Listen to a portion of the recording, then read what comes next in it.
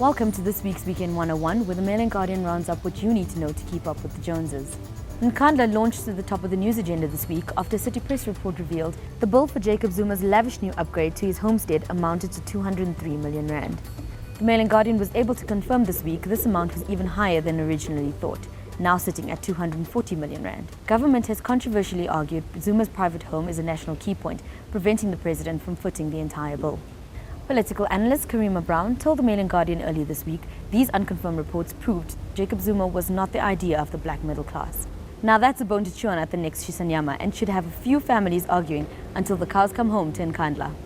In other news, the Farlam Commission got underway this week investigating the killings of 44 people in Marikana.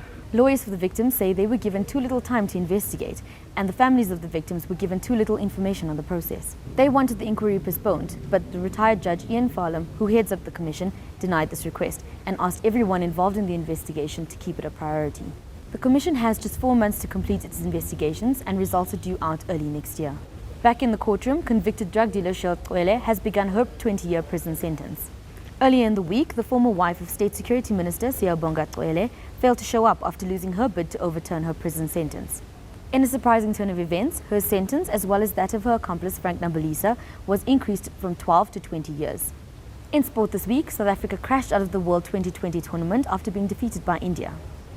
India made 152 for 6 in their 20 overs and needed to restrict South Africa to 121 runs or less to reach the last 4 at Pakistan's expense.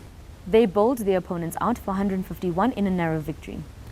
Proteas captain AB de Villiers said the team didn't click and was more than disappointed. But that song's been sung before and South African fans are getting tired of the tune. And finally, here's the piece of news not to share over Sunday lunch. 3 men were arrested in Japan for dismembering, grilling and currying the remains of another man. The victim allegedly went missing 3 years ago, and one of the trio finally fessed up, saying they got rid of his body in the mountains of rural Japan. Another said he cooked some of the man's flesh in a curry to disguise the smell. Maybe use a little more curry powder next time, guys. And that's your Weekend 101. Until next time, take care.